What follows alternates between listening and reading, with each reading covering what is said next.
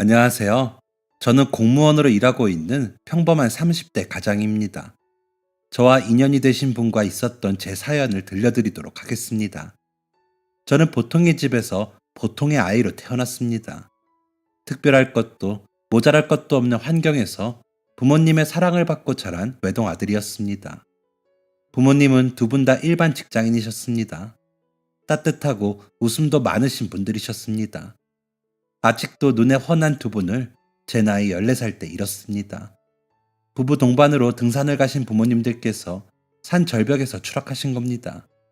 날이 추웠고 그날 새벽 이슬비가 잠깐 내렸으니 길이 미끄러울 것 같아 부모님께 가지 말라고 했는데 부모님은 제 말을 듣지 않으셨습니다. 저는 제 말을 듣지 않는 부모님께 서운한 마음이 들어서 부모님이 새벽같이 나가실 때 배웅도 하지 않았습니다. 그렇게 저는 영원히 혼자가 되었습니다. 부모님을 대신해서 저를 키워주실 조부모님은 계시지 않았습니다.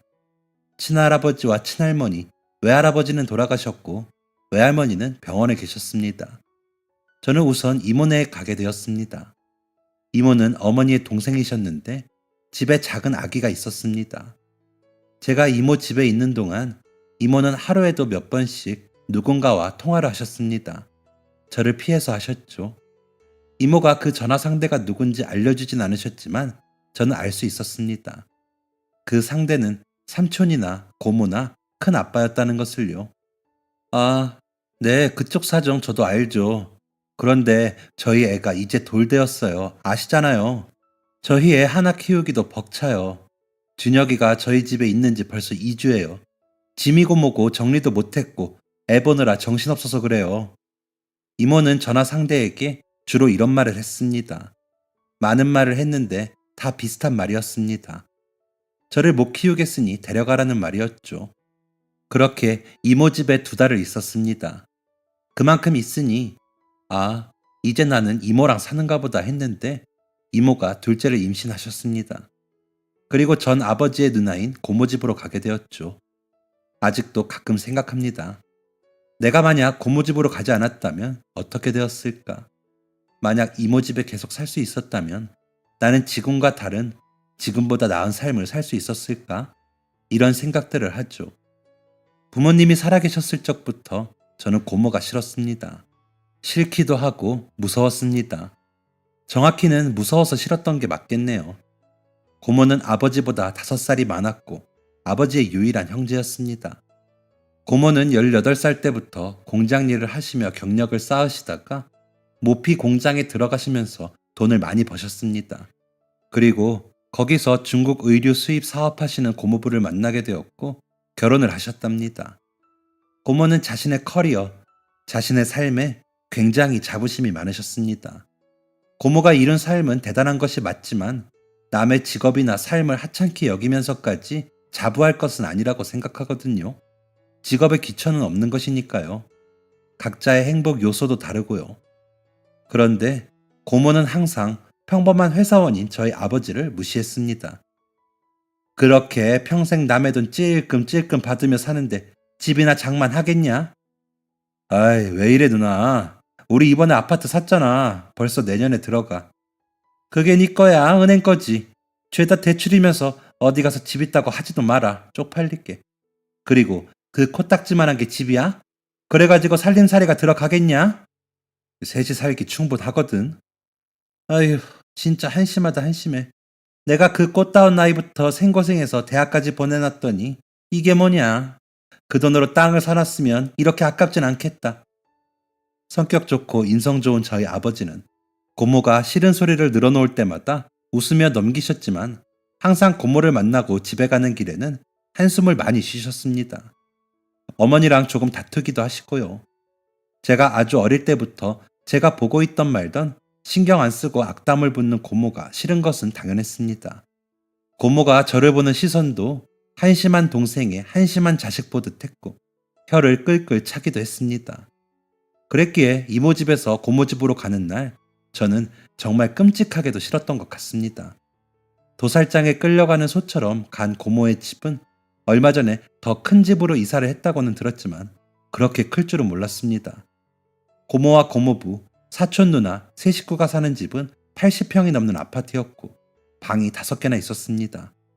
하나는 안방, 하나는 누나방, 하나는 옷방, 하나는 서재, 그리고 안 쓰는 운동기구, 쓸모없는 짐 같은 걸 넣어두는 가장 작은 방이 제 방이 되었습니다. 한쪽엔 비닐로 덮여진 런닝머신과 여러 개의 크고 작은 박스들이 있는 방에서 저는 매트리스 하나를 놓고 생활하게 되었습니다. 책상 같은 건 없었습니다. 같은 크기의 박스를 이어서 그걸 책상처럼 사용했습니다. 고모는 언제나처럼 못마땅하다는 듯이 저를 쳐다봤고 냉혹한 말투로 얘기했습니다. 내가 너네 이모한테 네 아빠 목 보험금을 받은 게 있어서 맡아주는 거야. 성인 되면 나는 너 데리고 있을 의무 없다고 본다. 무슨 말인지 알지? 성인 되면 알아서 나가라는 말이었습니다. 누나는 얼마 전에 하나뿐인 동생이 죽었는데도 그 동생의 14살밖에 안 된 자식에게 그런 인정 없는 말을 하던 사람이었습니다. 고모부도 고모와 별반 다를 게 없는 사람이었는데 중국으로 출장도 자주 나가고 바빠서 저랑 마주칠 일이 별로 없었습니다. 오히려 다행이었을지도 모르죠.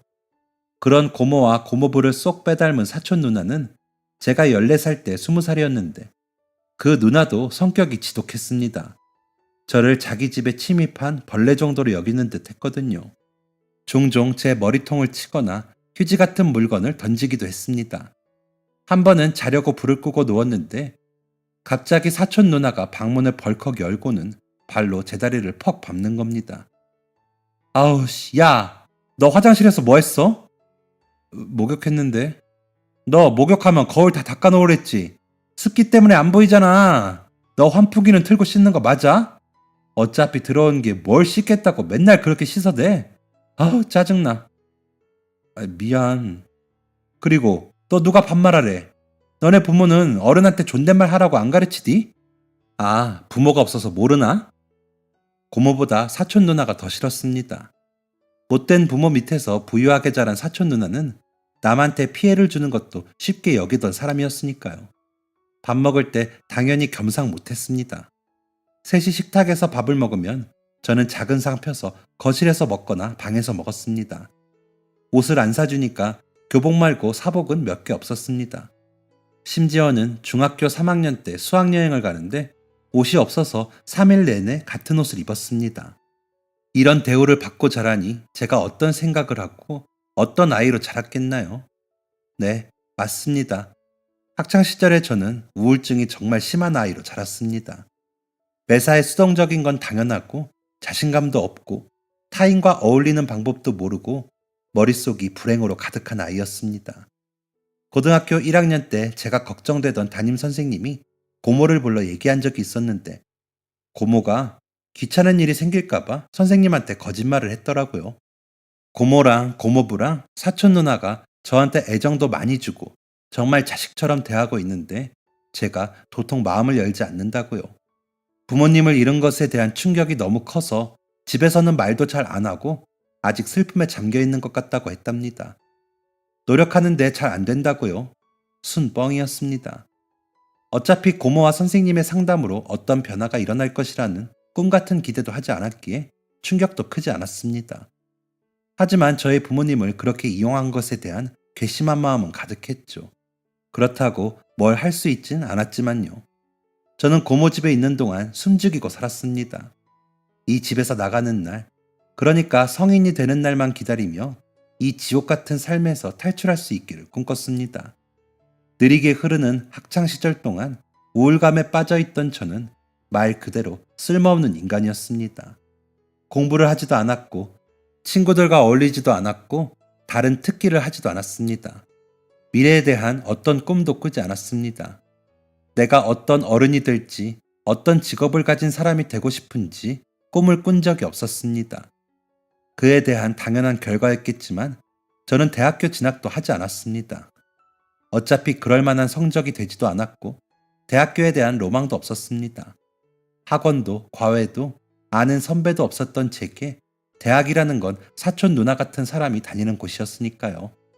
맨날 술에 취해 아침에 집에 들어와 은은하게 술 냄새와 담배 냄새를 풍기며 고모가 끓여주는 북엇국을 먹는 누나의 모습이 썩 좋아 보이진 않았습니다.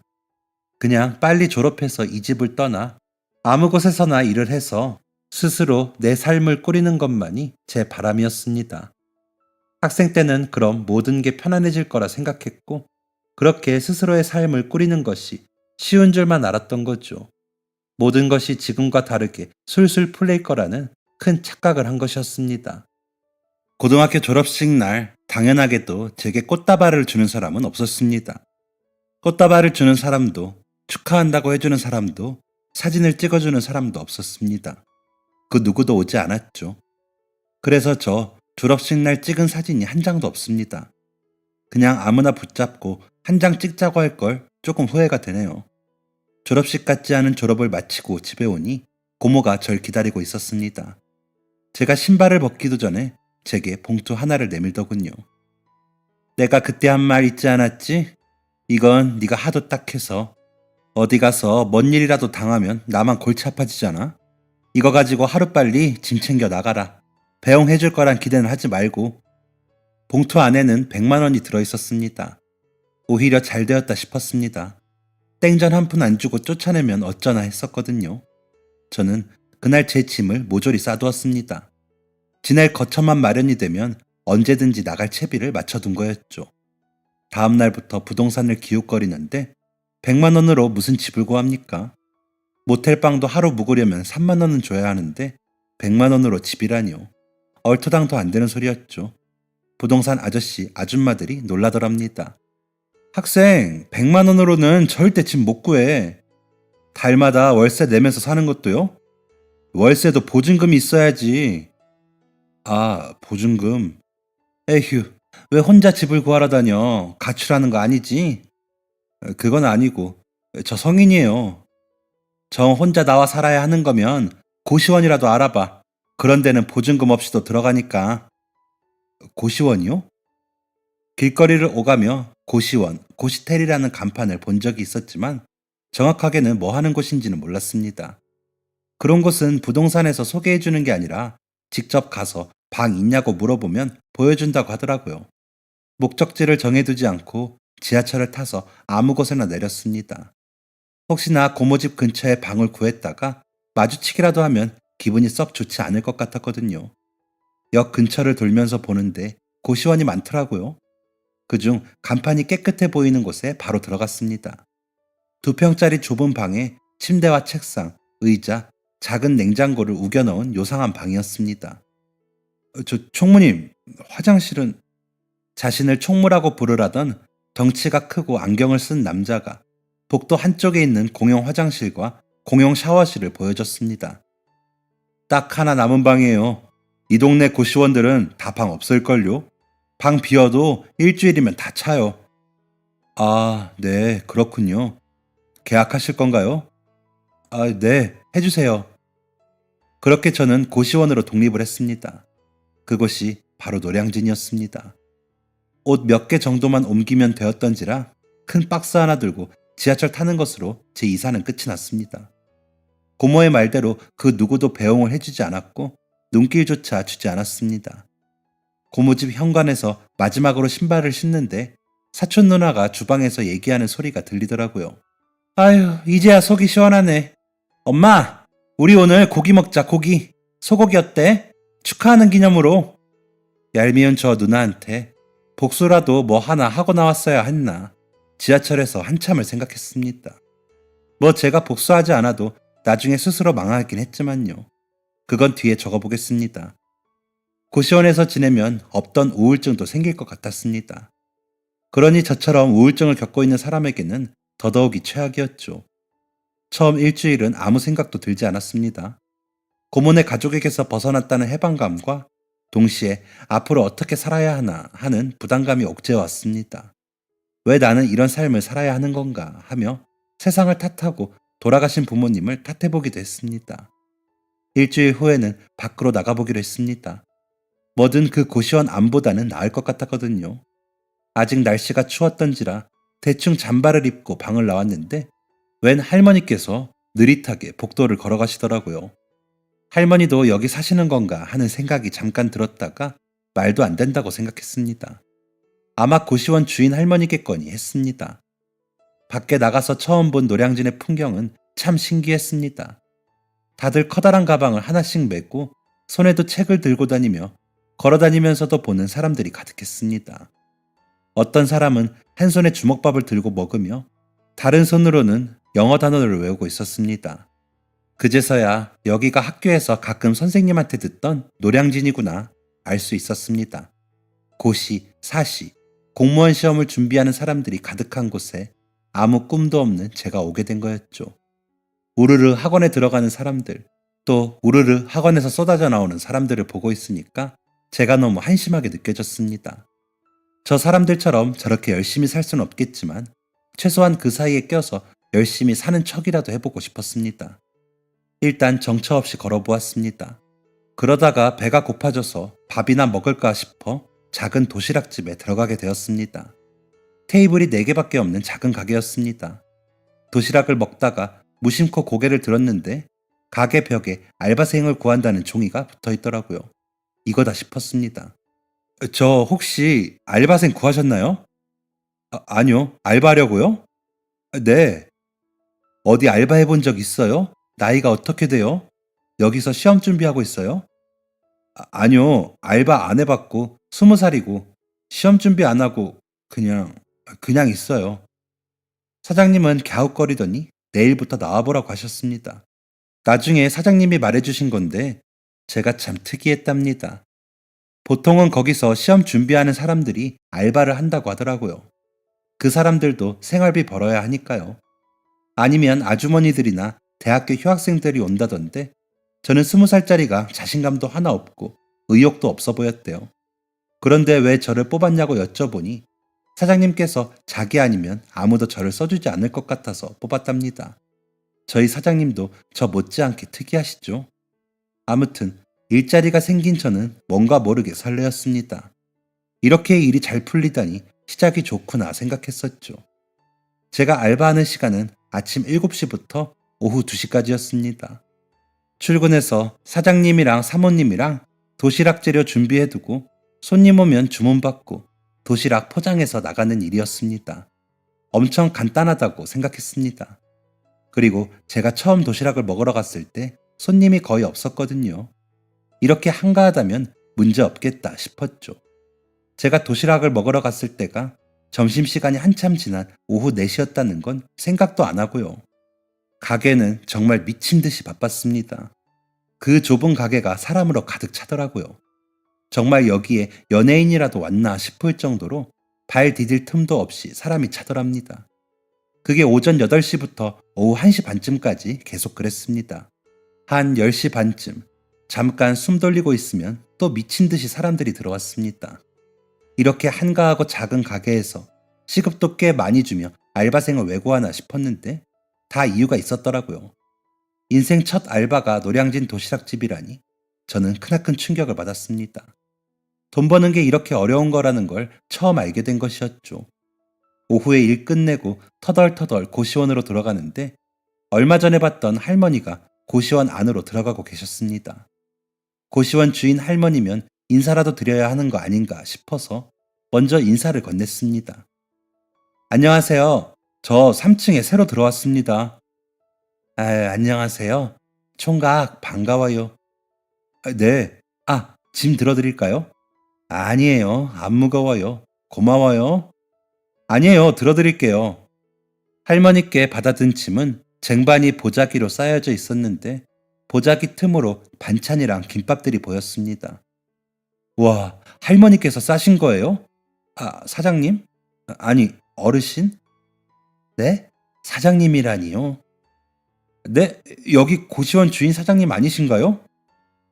할머니는 어리둥절한 표정을 지으셨습니다. 어느새 3층 복도에 도착했는데 할머니께서 제 옆방 앞에 서시더라고요.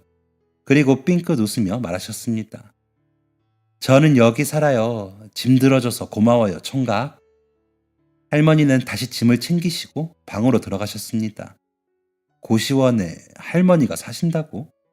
전에 부동산에서 듣기로도 그렇고 총무님한테 듣기로도 그렇고 고시원에는 대부분 젊은 사람들이 산다고 했습니다. 특히 이 동네는 99%가 시험 공부하는 사람들이라고 했었죠. 그런데 이런 곳에 할머니가 사신다니 이상했습니다. 할머니의 행색이 초라해 보이지도 않았기에 더욱 이상하다는 생각이 들었죠. 그날 밤 피곤한 몸으로 침대에 누워서 잠에 들렸는데 어디선가 누가 흐느끼는 소리가 들렸습니다. 원래 고모집에 살 때에도 가위에 가끔 눌린 적이 있어서 가위인 줄 알았습니다. 알바 때문에 많이 피곤했으니까요. 그게 가위 눌린 게 아니라는 것은 며칠이 지난 뒤에 알게 되었습니다. 그로부터 며칠 뒤 아침, 하마터면 알바에 늦을 뻔했습니다. 전날 너무 힘이 들었던 탓인지 알람도 안 맞추고 잠이 들었거든요.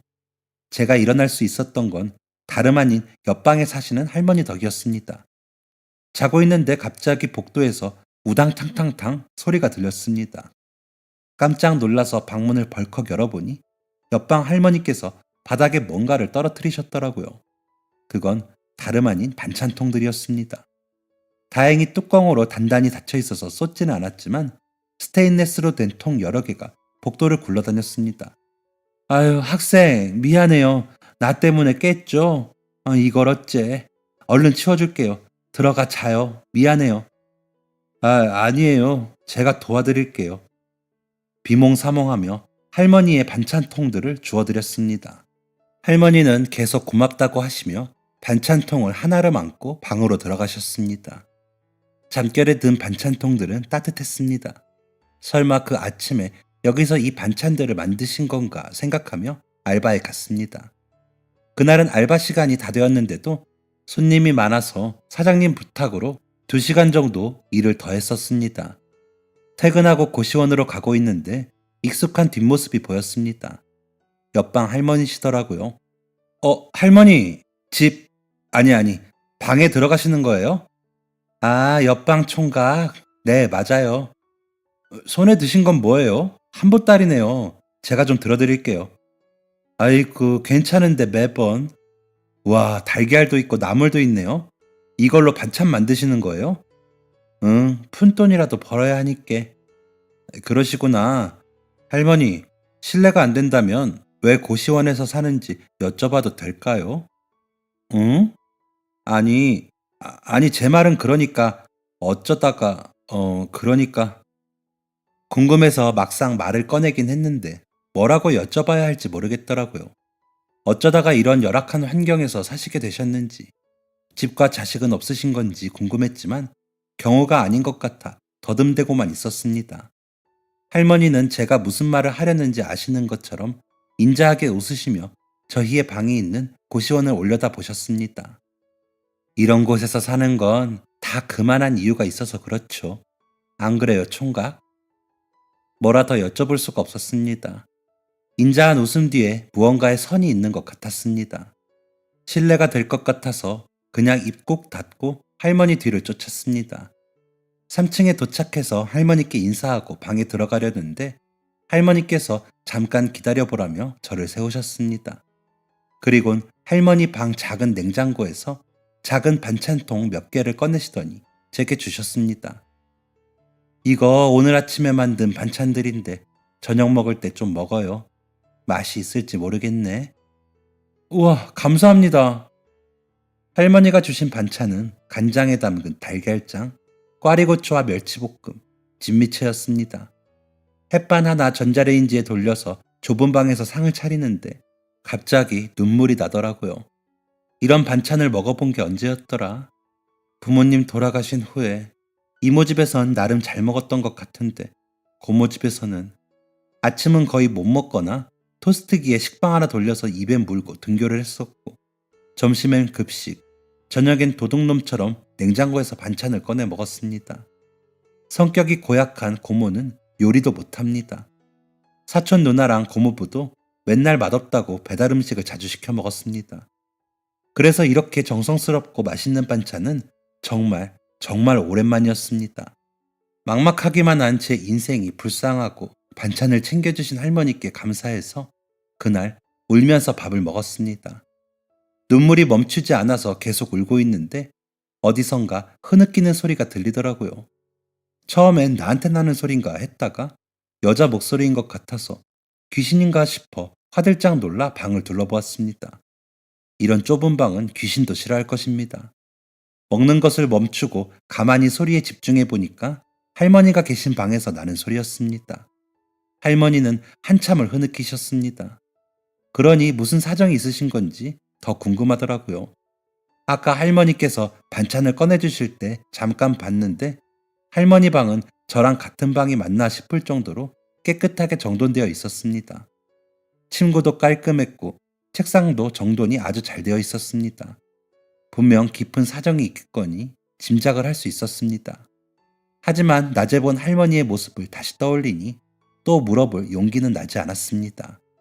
다음 날 알바에 가렸는데 복도에서 또 할머니를 마주쳤습니다. 할머니! 옆방 총각. 어제 반찬 잘 먹었습니다. 정말 맛있더라고요. 통 다 씻어놨으니까 이따 드릴게요. 입에 맞았다니 다행이네. 아침부터 어디 가요? 알바하러 가요. 할머니는요? 짐도 한가득 드시고 어디 가세요? 나는 요 앞에서 반찬 팔아요. 김밥도 만들어다 팔고. 아참, 아침밥 못 먹었죠? 이거 가는 길에 먹어요. 할머니는 호일에 쌓여진 김밥 한 줄을 제게 주셨습니다. 저 먹어도 돼요? 할머니 파셔야 하는 거 아니에요? 괜찮아요, 괜찮아. 가져가요. 네, 감사합니다, 할머니. 이따 뵐게요. 얼마 만에 누가 챙겨주는 아침밥인지 정말 기뻤습니다. 꼼꼼하게 돌돌 말아진 김밥은 정말 맛있었습니다. 그저 할머니께 김밥 한 줄 받았을 뿐이었는데 마음이 따뜻해지고 그날 하루 종일 기분이 좋았습니다. 퇴근 후 방에서 잠깐 책을 읽고 있다가 잠이 들었습니다. 정신을 차려보니 벌써 시계가 6에 가 있더라고요. 저는 얼른 깨끗하게 씻은 반찬통을 들고 옆방 문을 두들겼습니다. 할머니 계세요? 방 안에서 얇은 목소리에 대답이 들려오고 잠시 뒤 할머니가 방문을 여셨습니다. 깜짝 놀랐습니다. 눈가가 빨갛게 부어올랐더라고요. 우신 것 같았습니다. 할머니, 여기 반찬통이요.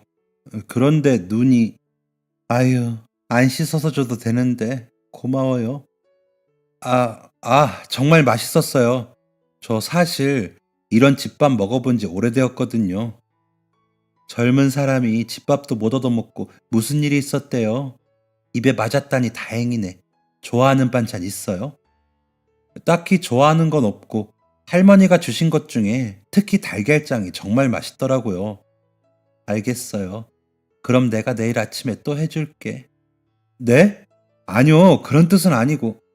괜찮아요. 손도 얼마 안 가. 통 씻어줘서 고마워요, 총각. 들어가요. 차마 할머니께 우셨냐고 여쭤볼 수가 없었습니다. 밤마다 흐느끼는 소리가 들려와도 그냥 모른 척 지냈습니다. 그게 할머니를 위한 일 같았거든요. 할머니의 붉어진 눈가를 본 날 밤 불편한 마음에 잠이 오지 않아 뒤척이는데 누가 문을 두들겼습니다. 굵직한 남자 목소리더라고요. 나가보니까 제 앞에 있는 방에 산다는 사람이었습니다. 아침마다 뭔 알람을 그렇게 크게 틀어요? 내가 법을 공부하는 사람이에요. 새벽까지 공부하다가 하루에 겨우 3-4시간 자는데 그쪽 알람이 내 단잠을 방해해야 되겠어요? 알람 좀 끕시다. 예? 제가 잠기가 어두운 편이라서 알람을 좀 크게 해두긴 했는데 그게 앞방까지 들릴 줄은 정말 몰랐습니다. 제 방 오른쪽에서 지내시는 할머니도 제 방 왼쪽에 있는 사람도 한 번도 저한테 시끄럽다고 얘기하지 않았거든요. 나중에 총무님한테 듣자 하니 저한테 알람을 끄라고 했던 앞방 사람은 벌써 5년째 시험 공부하며 이 고시텔에서 지냈는데 엄청 예민해서 같은 층은 물론 다른 층 사람들한테까지 사사건건 신경 쓰는 사람이라고 했습니다. 아무튼 그 사람이 시끄럽다고 하니 저는 알람 소리를 작게 할 수밖에 없었고 다음날 알바 출근 시간을 넘기고야 일어나는 대참사가 생기고야 말았죠. 허겁지겁 준비하고 알바하는 곳으로 뛰어가서 사장님한테 손이 발이 되도록 빌고 자진해서 1시간이나 더 일을 했습니다. 아침부터 정신없던 하루에 진이 빠져서 터덜터덜 고시원으로 돌아가는데 옆방 할머니를 마주쳤습니다. 할머니! 아이고 총각, 들어가는 거예요? 네, 할머니도 반찬 다 팔고 들어가시는 거예요? 네, 장도 보고. 와, 할머니 정말 부지런하시네요.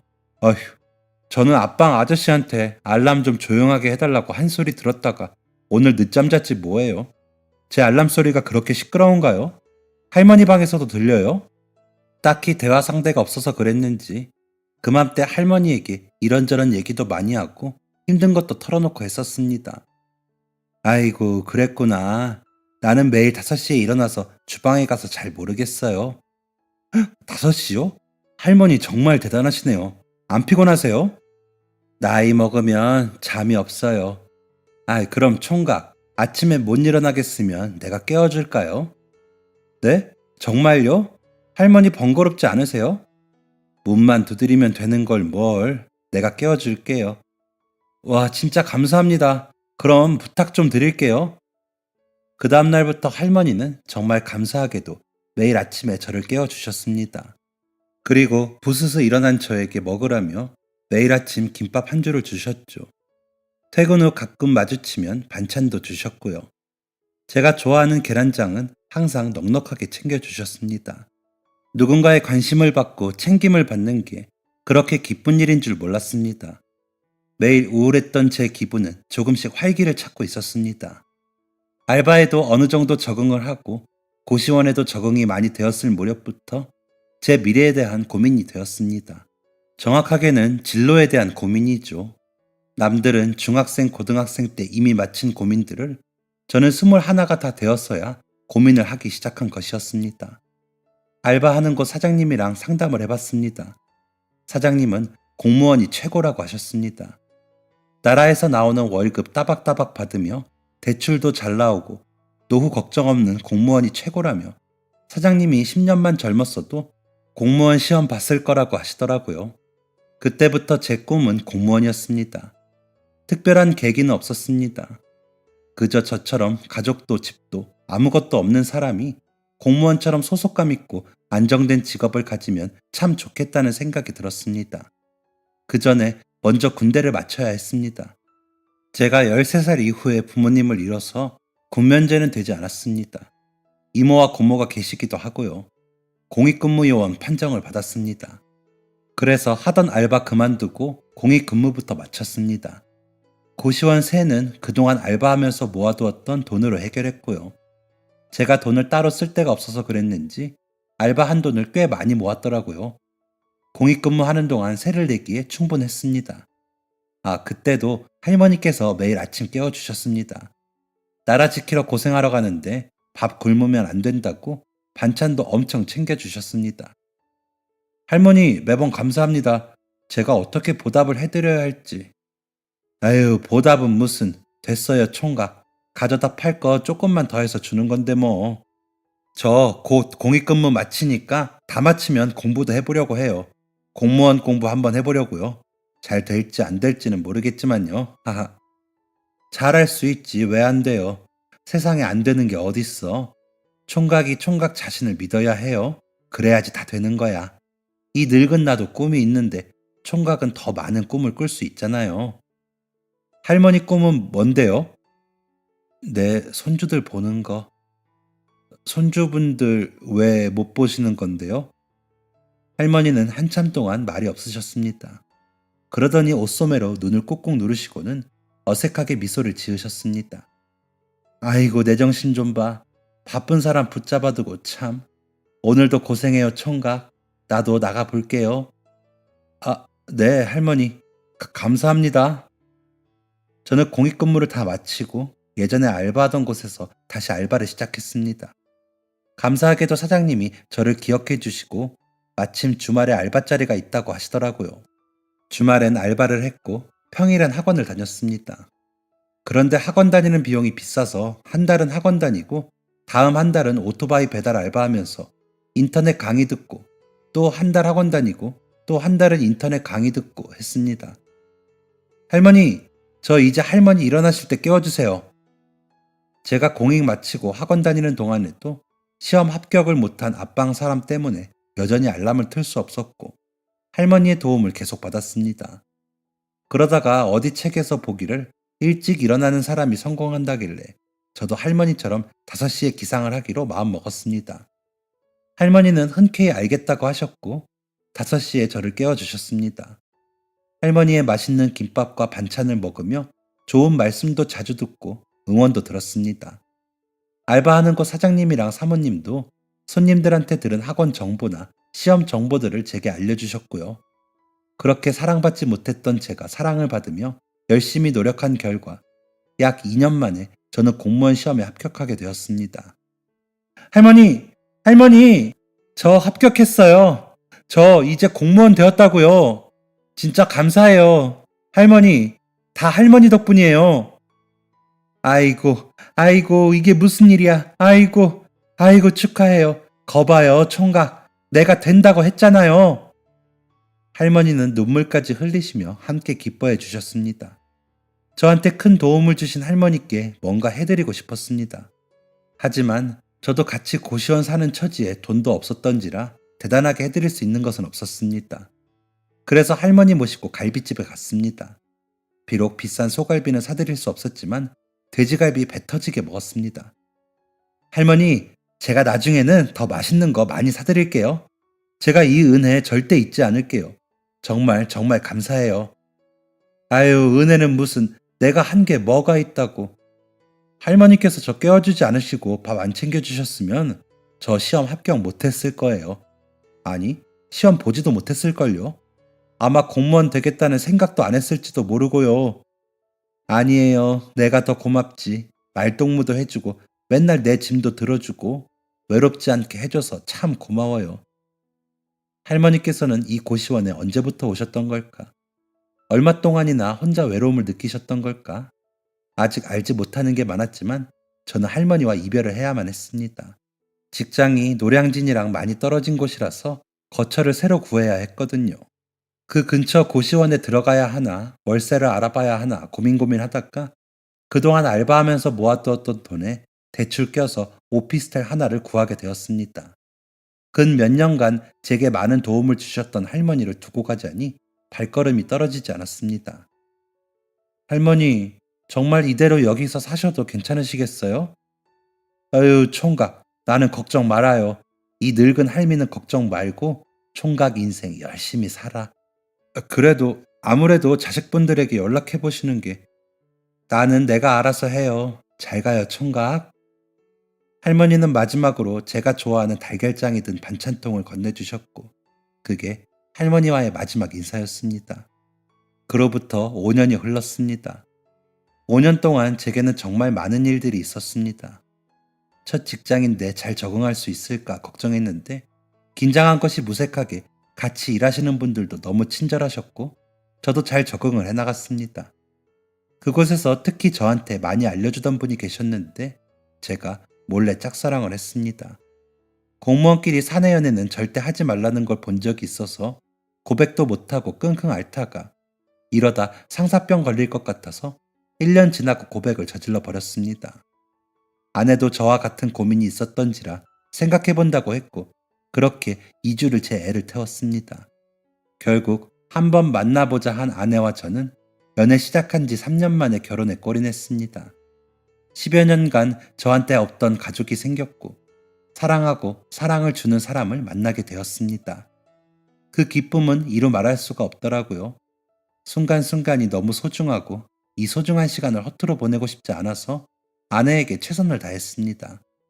아내는 정말 직장에서 민원 왕이라는 별명이 있을 만큼 상담도 잘해주었습니다. 특히 동사무소에 자주 오시는 어르신들은 일부러 아내를 찾아갈 정도로 아내가 친절하고 알아듣기 쉽게 민원 처리를 잘해주었습니다. 그런 아내가 존경스러웠고 내가 어떻게 하다 저런 여자를 만났나 뿌듯하게 됐었죠. 동사무소에서 많은 어르신들을 뵐 때마다 문득 고시원에서 계신 할머니가 떠올랐습니다. 한번 뵈러 가야지 하면서도 저 사는 게 바쁘다는 이유로 등한시하고 있었거든요. 그러다가 아내랑 결혼하기 직전에 제 결혼 사실은 꼭 알려드리고 싶어서 한번 그 고시원을 찾아간 적이 있었습니다. 그런데 고시원이 더 이상 고시원이 아니더라고요.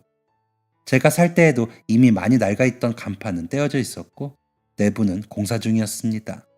조금만 더 빨리 찾아올 걸 그랬나 후회가 되었습니다. 그럼 할머니는 어디로 가신 걸까 걱정도 되었습니다. 그렇게 할머니와의 인연이 영영 끊겼다고 생각했죠. 그런데 지난 봄이었습니다. 아내랑 전시회 구경을 가기로 했던 주말이었죠. 지하철을 타고 이동을 하는데 아내가 말하더라고요. 아이고, 어떡해. 아내가 쳐다보는 쪽을 보니까 지하철역 안에서 누군가 음식 같은 걸 팔고 있었고 영무원들이 동영상을 찍으며 현장을 잡고 있는 겁니다. 그 주변으론 사람들이 웅성대며 지나가고 음식을 팔던 사람은 허겁지겁 가방에 음식들을 담았습니다. 작고 하얀 스티로폼 그릇에 랩으로 쌓여진 반찬 같은 것들이었습니다. 물건을 팔던 사람이 계속해서 영무원들한테 죄송합니다. 죄송합니다. 정리할게요. 안 올게요, 이제. 하시는데 목소리가 너무 익숙하더라고요. 지나가면서 사람들 틈으로 빼꼼 고개를 내밀었는데 너무나도 익숙한 목소리의 주인공은 바로 고시원 할머니였습니다. 할머니? 할머니는 저를 쳐다보시더니 눈이 동그래지셨습니다. 총각! 저희의 반가움은 우선 뒷전이었습니다. 영무원들이 무섭게 얼른 치우라고 말하고 있었고 저희는 얼른 자리를 정리하고 아내가 할머니를 대신해 과태료를 지불하고 자리를 옮겼습니다. 저희 셋은 역내에 있는 벤치에 자리를 했습니다. 할머니, 어떻게 지내신 거예요? 아휴, 많이 야이셨네. 식사는 하셨어요? 고시원 찾아가 봤는데 없어졌더라고요. 걱정 많이 했어요. 이 늙은이 뭐가 예쁘다고 거기까지 찾아갔어요. 무슨 말씀을 그렇게 하세요? 우리 할머니 엄청 고우시지. 동사무소 일하더니 넉살이 많이 늘었네요, 총각. 하하, 그런가요? 지내시는 곳은 있으시고요? 이 근처에요. 가요, 모셔다 드릴게요. 저와 아내는 할머니의 반찬을 들고 할머니가 계신다는 곳으로 향했습니다. 할머니가 안내한 곳은 다름 아닌 주택가 인근에 있는 작은 경로당이었습니다. 저와 아내가 머뭇거리는데 할머니가 괜찮다며 들어오라고 하시더라고요. 할머니, 지금 계시는 곳이 여기예요? 네, 여기서 잘 때도 있고 나가 잘 때도 있고 찜질방도 가고 그렇죠 뭐.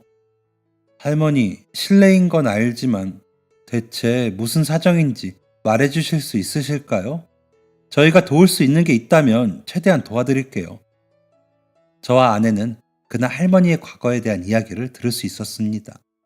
할머니는 결혼 후 지금은 돌아가신 할아버지와 음식점 운영을 하셨답니다. 택시 기사들 맛집으로 소문이 났었던 가게는 장사가 아주 잘 되었다고 했습니다. 슬아의 아들 한 명이 있었는데 원래는 자식을 더 원하셨대요. 경제적 여유도 있겠다. 한 셋은 낳아 키우자 싶었답니다. 그런데 두 번째, 세 번째 임신 모두 유산이 되었대요. 병원에서도 원인은 몰랐고요.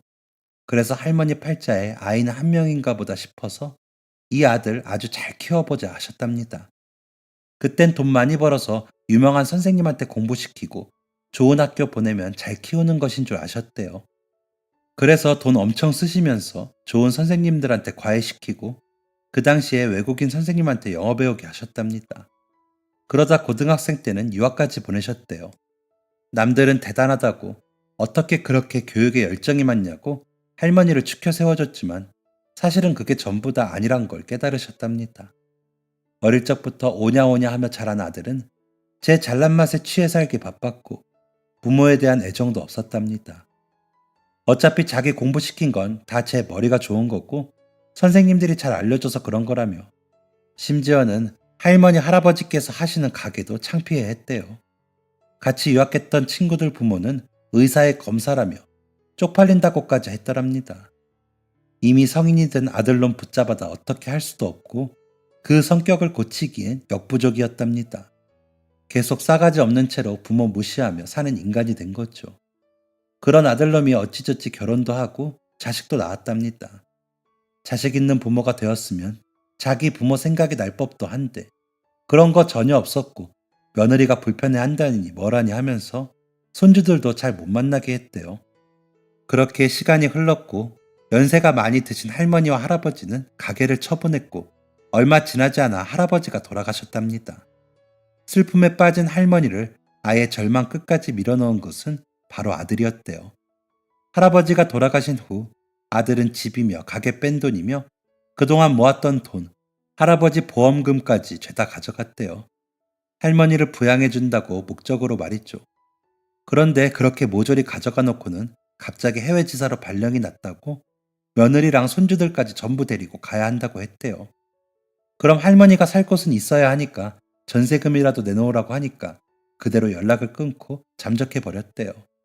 이게 말이나 되는 겁니까? 다른 사람도 아니고 자식이 부모를 저버리다니요. 몸에 악귀가 들어있지 않고서야 이게 가능하기나 한 건지 너무 놀라서 아무 말도 안 나오는데 할머니는 이제 아무렇지 않다고 했습니다. 처음엔 어떻게 그럴 수 있나 망연자실하고 밉다가도 그래도 자식이니까 그래도 내 하나밖에 없는 새끼니까 보고 싶고 왜 그랬나 싶고 손주들도 보고 싶고 그랬는데 이제 나 하나 살기 벅차서 그런지 생각도 잘 안 나요. 고얀 놈. 콱 저도 지 자식들한테 똑같이 당해봐라 싶기도 하고 에이쿠 내가 괜한 소리를 했네. 그날 기분은 정말 혼란스러웠습니다. 아내도 놀란 것은 마찬가지인 듯 했습니다. 제가 아내에게 고시원 할머니 얘기를 정말 많이 했었거든요. 그래서 제가 지하철역에서 할머니를 발견했을 때 바로 그 할머니가 고시원 할머니라는 것을 알 수 있었답니다. 놀라서 정신이 없는 저를 대신해서 아내는 화를 내주기도 했습니다. 어떻게 자식이 그럴 수 있냐면서요. 할머니를 만나고 온 다음 날은 일도 잘 손에 잡히지 않았습니다. 할머니가 너무 걱정이 되었습니다. 얘기를 들어보니 가끔은 밖에서도 주무시는 것 같더라고요. 일을 어쩌면 좋을까 하는데 아내가 먼저 얘기를 꺼냈습니다. 우리가 할머니 지내실 곳을 좀 마련해 드릴까?